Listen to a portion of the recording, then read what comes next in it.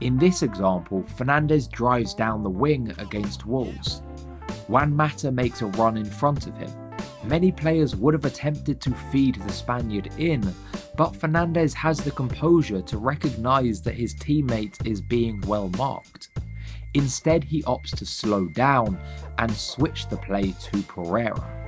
As we can see here, this catches Wolves out of shape and gives United space for the attack. Bruno Fernandes has been at Man United for just 2 matches and has already shown quality and promise for the future. In this video, we'll be looking at how Bruno fits into the United team from a tactical perspective, where his strengths lie and how Ole Gunnar Solksjaer can get the best out of the Portuguese midfielder. After a tense January transfer window for United fans, Fernandes eventually signed on the dotted line. Shortly after, he was already making his debut in a home draw against Wolves.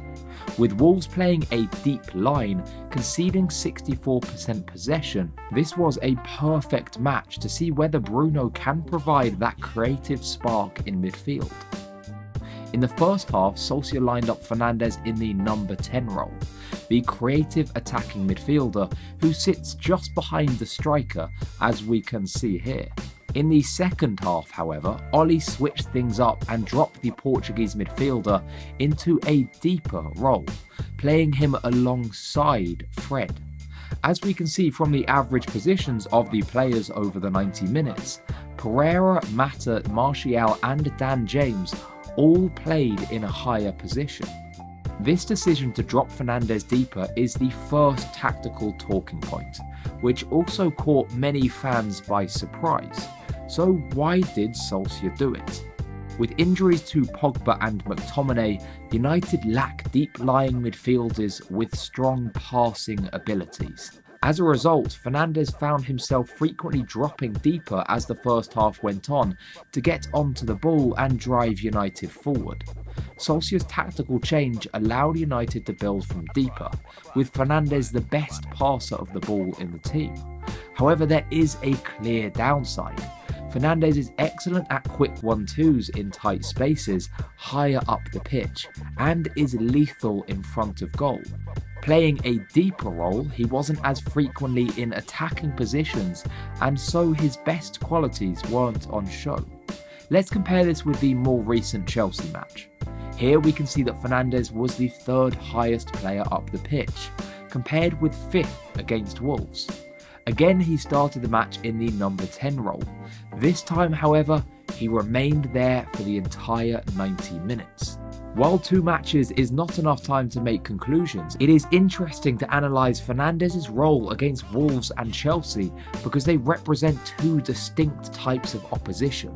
Wolves were compact and difficult to break down, while Chelsea were more expansive and had the majority of possession. Will Solskjaer play Fernandes in a different role against these 2 different styles of teams? Indeed, this could be the first indication that Solskjaer may use Fernandes in a deeper role against compact defences so as to get him on the ball more often and allow him to dictate the play. This was seen against Wolves, with him ranking top among all players for completed passes. In contrast, in games where the opposition dominates the ball, there is generally more space for United to play into. As a result, Fernandes may remain higher up the pitch, where he can exploit this space and take on shots. While Bruno Fernandes' goal-scoring record is often highlighted, it is his vision and passing ability which has stood out in his early matches. Here we see Wan-Bissaka taking a throw-in against Chelsea. Notice how Fernandes watches the ball throughout this clip. He takes a single touch of control and, without looking, plays an exquisite pass to Brandon Williams.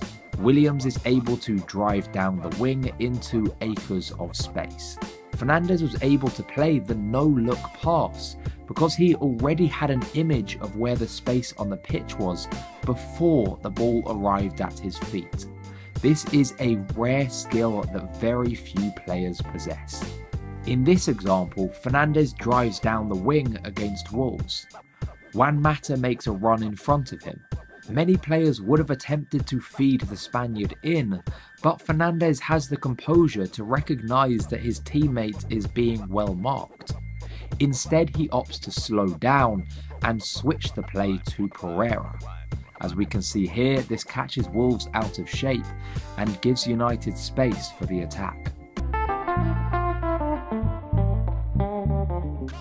United have a lack of leaders in the team. Historically, Manchester United have had 3 or 4 players in their starting 11 that could be considered leaders. The current United team has been lacking these characters for some time. Bruno Fernandes, however, is already showing himself to be this type of player. In just his first game, the Portuguese midfielder was offering his teammates instructions. Here we can see him talking to Wan-Bissaka and instructing the fullback to move higher up the pitch. This willingness to instruct his teammates was evident throughout both matches and will only increase as his confidence grows. Before we discuss Bruno's weaknesses, I'd like to take a quick moment to welcome you to the 12th Man, a channel dedicated to the tactics of football. No major spiel, simply if you like this video, hit subscribe now before you forget later on, and turn on notifications for regular videos just like this. Let's get back to it. Fernandes has started strongly, arguably being United's brightest spark against both Wolves and Chelsea. However, with the risks he takes on the ball to find his teammates in good positions, he also risks gifting the ball to the opposition. Here we can see Fernandes on the ball against Wolves. He attempts a pass between 2 of the opposition players, but instead finds a Wolves interception. After a quick ball, Wolves are on the break with United overcommitted to their attack. This chance ultimately came to nothing, but Fernandes will have to be wary of giving the ball away in such a fast-paced division as the Premier League. Arguably, Fernandes' most significant weakness so far has actually been his teammates. While Fernandes is lively and exploiting space, United's other players are too frequently not on his wavelength. Here we see Wan-Bissaka on the ball. As Wolves move towards him, Fernandes finds a pocket of space in behind. Wan-Bissaka could either play a chipped through ball or a simple pass to the right of the Wolves midfielders. Instead, he plays a sideways pass to Fred. As Fred controls the ball, the space has narrowed, but he could still feed Fernandes in. Instead, Fred turns back towards Maguire and the opportunity is gone. United must look to be more positive in these situations. Here, Fernandes has the ball on the edge of the Wolves area. He fires a pass into Dan James and moves into space, looking for the 1-2. James, however, isn't on the same page and doesn't return the ball. Throughout Bruno's opening matches, this has been a theme. However, when a teammate is on the same wavelength, the result has shown tremendous promise for the future. Here we see Fernandes carrying the ball while the Chelsea defence appears in a solid setup. He fires a quick pass to Fred and continues his run. Fred plays a composed return ball. Fernandes lays the ball back again to Fred and creates an excellent shooting opportunity for the Brazilian midfielder. For United, this is exactly the type of quick interchanges that are required to break down opposition who maintain a compact defence.